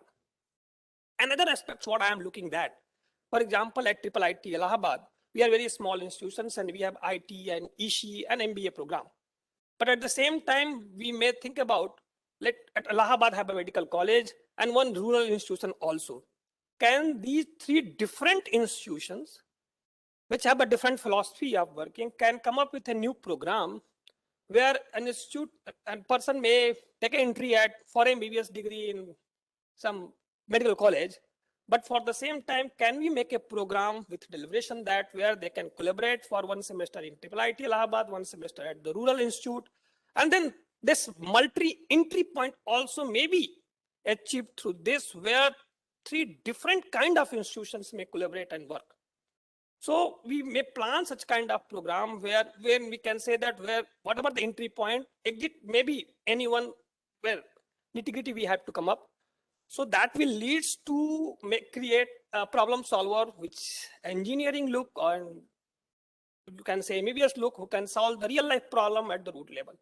So these two ways we can construct our framework of governing principles, where local level and as well as global level we can collaborate and we can solve the problems with flexibility, with the minimum governance, which we can, at least the minimum governance where we can put it, so that we can give that flexibility to students also to explore wherever we want with certain restrictions. So with this, I would like to end my view. Thank you for giving me this opportunity for me to share my view. Thank you. And thank you for keeping it so short, but this was actually a very good idea to have flexibility within the flexible academic program itself. So not only should these collaborations, according to Professor Singh, happen at the national level, but also collaborations within a region, within a certain area. That's actually quite a nice idea. I think even for IIT Delhi, we have collaborations with neighboring institutes. We also have collaborations with the neighboring states. So that's another way to go ahead. And now, finally, I invite Professor Pavan Chakrabarti. Professor Chakrabarti, can you please keep it short, and then we'll go on to the question answer session after listening to you. Thank you very much. Let me begin by a quotation from Gitanjali, that is verse 35 of Rabindranath Tagore, where the mind is without fear and the head is held high, where knowledge is free, where the world has not been broken up into fragments of narrow domestic walls, where words come out from the depth of truth, where tireless striving stretches its arm towards perfection. I won't go through the whole passage, but at the end, what Tagore says is, "Into the heaven of freedom, my father, let my country awake." I feel this is, others could check this quotation from Google, but it actually aptly reflects the motivation behind FAP. We had Professor Nilesh Kumar from IIT Indore. We had Professor Rajiv Tripathi from MNIT, and Professor Swati from IIT Bombay. Then Professor Vijendra Singh from my institute and Ashutosh Mishra and Professor KP Singh have already spoken. And being the last person, it becomes a little difficult to say things which are not already spoken. Well, I will talk about things from my background. Well, I did my education from Sri Aurobindo International Center of Education in Pondicherry, and this was opened way back in 1959 by Shama Prasad Mukherjee, had come from the government. And here we have a system which was being followed. This is called the free progress system. What is a free progress system? Every student works at his own space. If he's good in mathematics, he can do more in mathematics. And while he does less in literature and humanities, of course, he doesn't need to be, he's not bound by semesters and years of teaching. Say, like I completed my 2 years, 9th and 10th in 1 year in mathematics, while I was very slow in humanities. So I came into sciences where my fellow batchmates went into business, into literature and other domains. Well, of course, my freedom that I had received to do more in mathematics and physics helped me get my place in to do my further studies in IIT Kanpur. Well, at IIT Kanpur, what we had is that during our time, the batches were much smaller and we had more interactions with our teachers. Unfortunately, now at the undergraduate level, you have the batches size becomes big and there is no personal interaction of the teachers with the student. So this is an extremely important point that we have to remember, and through which you could have, we need to have more personal interaction with the students. Now, let me just also again go to another quote. This is a prayer that we had learned in school. It goes like this: make of us the hero warriors we aspire to become. May we fight successfully the great battle of the future that is to be born against the past that seeks to endure, so that the new things may manifest and we be ready to receive them. In fact, if we see, COVID has changed the whole demography of teaching, and everything has gone practically online. And technology has changed to large extent, and which has supported this sort of a teaching, and where the barriers of campuses have been eroded, and you have a larger community which could be accessed. But then at the same time, we should also refer to, since we have in India, we have a very large history, and we learn things from history. Now, I would put this new thing of teaching is some teaching like Ekalavya. So is there a difference in teaching between how Ekalavya learned from that of Arjuna? Arjuna was tutored, while Ekalavya from far learned what he had to learn. Of course, there is a difference. We could go to Mahabharata and find out the solutions there. So why Ekalavya's thumb was cut off? So what we require, one thing is that one point which I said is that we should have a more interaction with the student. And one thing which is important is the counseling and the prerequisites. So when a student plans his career, he needs a counselor. It's important because, and of course the counselor has to understand the student.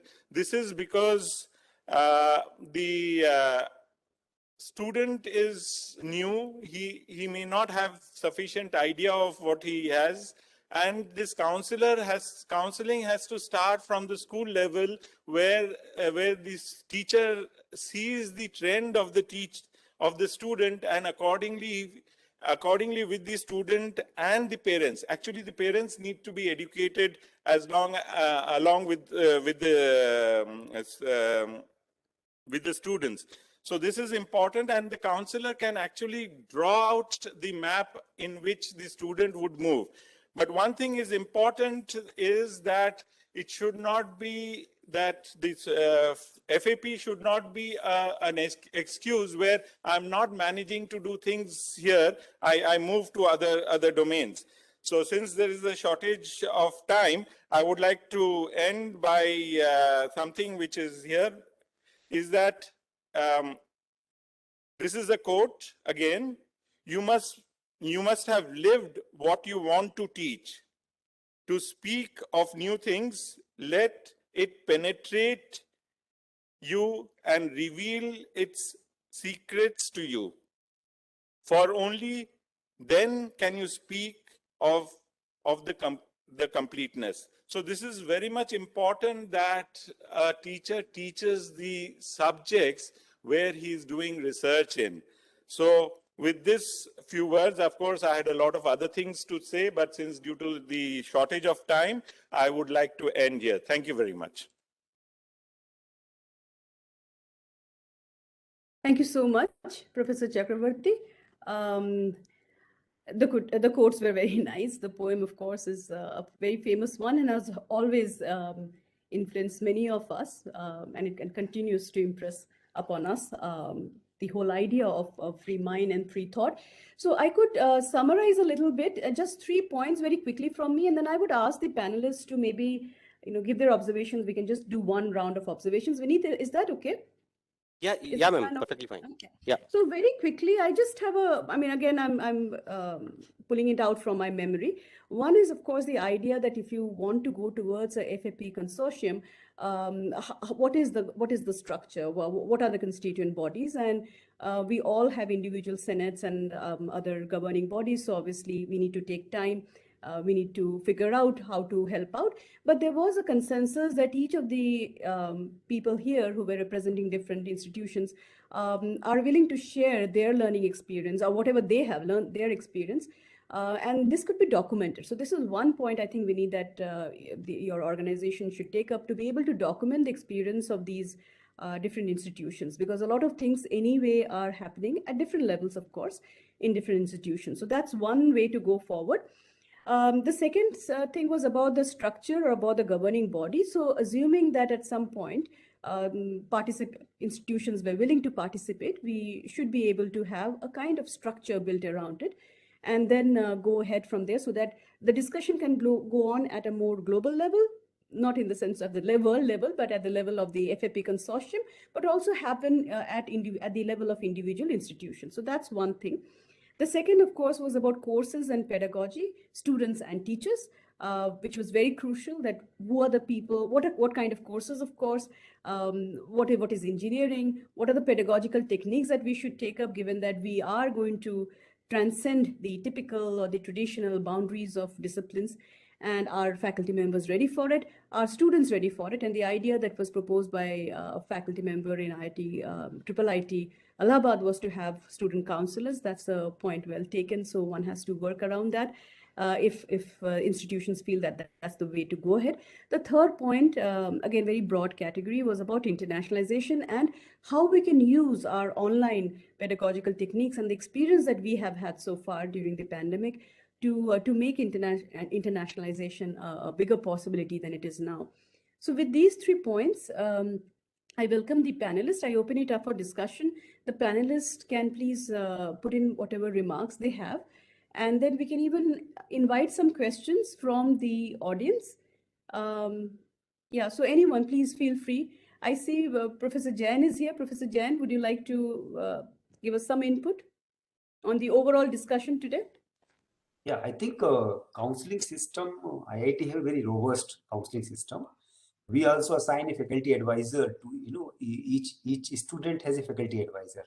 And we try to actually mix the student, it's not just one particular branch, also different categories and different gender also. So one faculty is assigned at least 3 students, and we make sure that they advise for the what type of courses are to be taken, particularly at the end of the every spring semester. We also have a parent meeting, and if there is a poor performing student, we always take the parents into confidence that this student is not doing, because parents sometimes is not aware. Parents come to the institute during the orientation and then during the convocation, but in between, IIT do not have the system of parent teacher meeting. I think that's a good idea, that each institute should have at least annually a parent teacher meeting, particularly for those who are doing, not doing so good. And it's not that, sometimes the student has a mismatch of the interest. Sometimes because of the parent, which I have experience, I was Dean of Academic for almost 9 years here. So the lot of student, at least 2-3% student would say that I have come to IIT because of the wish of my parents, not because of my choice. I want to become, I want to start a rock band. I want to, do some music. I want to do some this one. And what we have done, like others can have this one, we have a lot of HSS courses in our BTech curriculum. Starting with, so what we do, we conduct a diagnostic test. And depending upon that, we put them in different groups. So one type of student study literature part, one type of student just study the English language part, and then there's the language lab, and obviously economics is a compulsory subject. And then we have, as I told, that minor programs we have in the liberal arts and this one. So what is the attempt that an engineer has to be a good human being, first of all.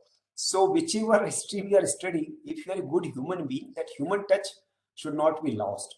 And I think this should be made across. IITs have a very good strong component of sciences and HSS courses, but I'm not sure about the other institute like NITs or triple IITs or this one.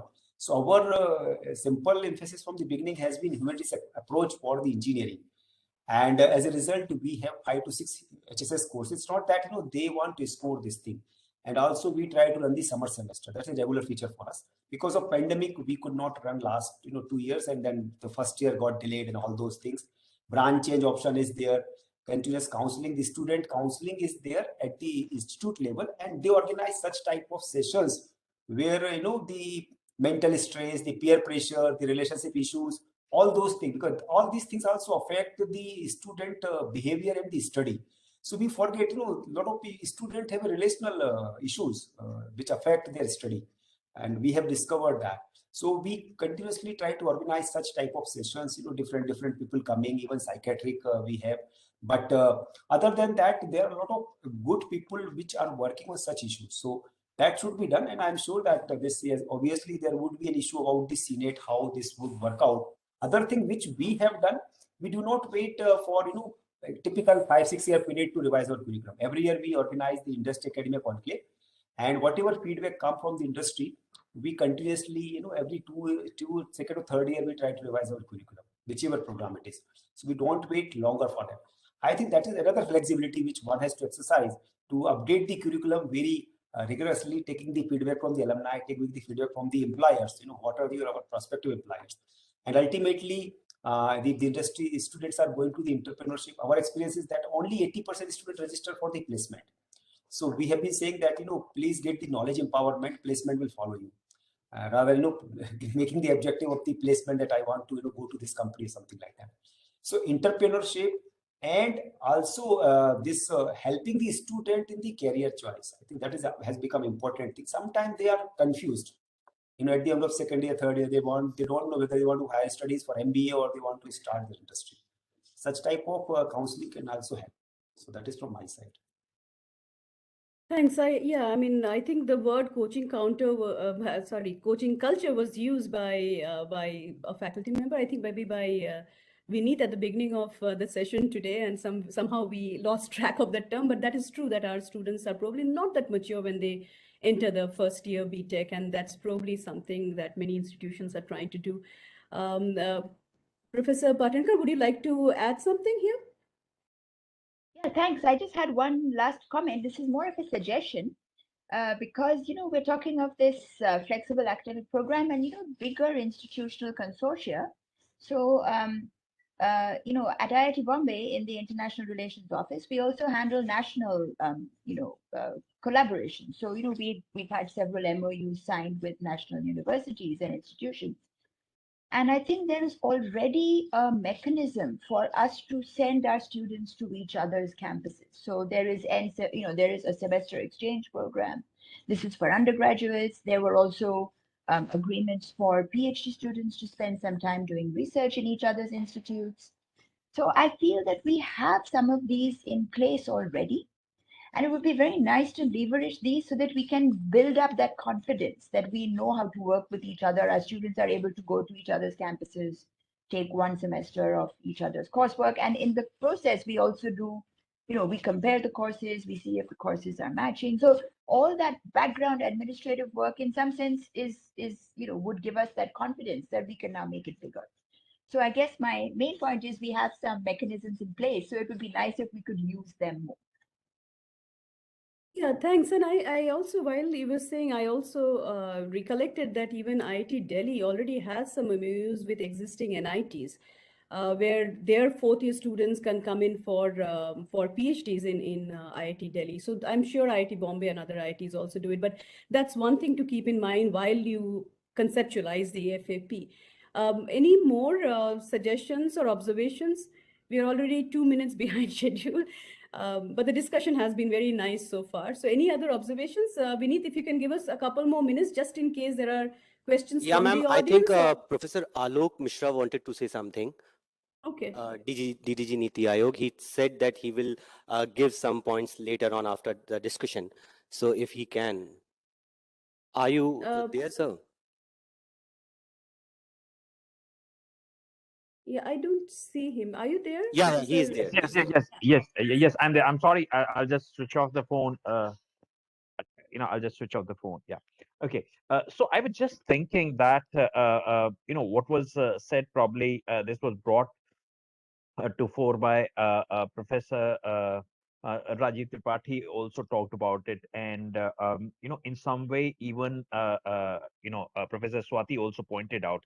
The first thing she pointed out was that while working out these kind of programs which span across multiple universities, a lot of deliberation is required, and you need to figure out as to what is working and not. Professor Rajiv Tripathi talked about something more sort of critical. He said that there is a need to bring the attitudinal change in the faculty member, as well as training and giving them incentives. Now, he also hinted that somewhere that faculty at times becomes the roadblock in implementing these kind of sort of transformations. So I was just wondering that while I do acknowledge that faculty are the core resource for any institution, but students are primary stakeholders and outcome of that learning process, of the process in terms of learning, research, and innovation. That is something which is most important.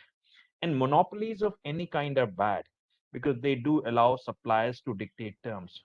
Now, I can cite example of Niti Aayog and what Niti Aayog has done.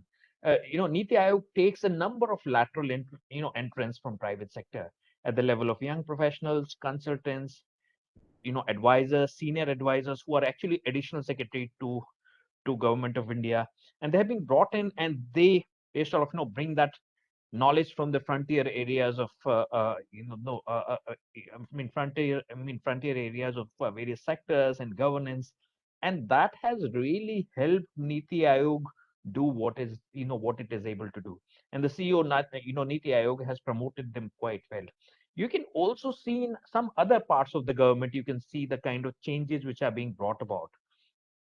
Say, for example, government e-marketplace, right? Which is a fairly efficient system the way it is evolving, except for one or two bureaucrats at the top, rest is all private sector people. Invest India is, in fact, right from the top, from the CEO level, which comes under Ministry of Commerce and, Commerce and Industry, is manned by all the people coming from private sector. What I'm saying is that the post-COVID era, the idea of institution that is evolving is that institution has to become a platform where sort of where number of things sort of come together. Can we think of going beyond this idea of a permanent faculty to sort of restricting institutions to core faculty? Then other academic resources can be drawn from industry, or other academicians who may be who sort of may be out there, because if institutions have to be agile, they have to be transformative, they have to become a platform. So what I'm trying to say is that we need to rethink the idea of institution, academic institution and university, if we need to adopt the kind of changes that we are not only seeing with the adoption of national education policy, but even in coming future, so we'll be seeing those changes. So that is the broad idea that I had. Thank you so much. Yeah, I mean, it's a good point that probably institutions also need to transform. That sounds very radical to me at this moment, but maybe that is the need of the hour. Any observations from the panelists on this point Yeah, and the other point? Professor Rajiv Tripathi, sir, I think wanted to share something. Okay. I just wanted to add. I just wanted to add that I was telling the ground reality, and it's a normal human Human nature behavior. to resist Yes, the normal change. human behavior. That's right. So that's what my point of emphasis was, that we need to talk more at the faculty level.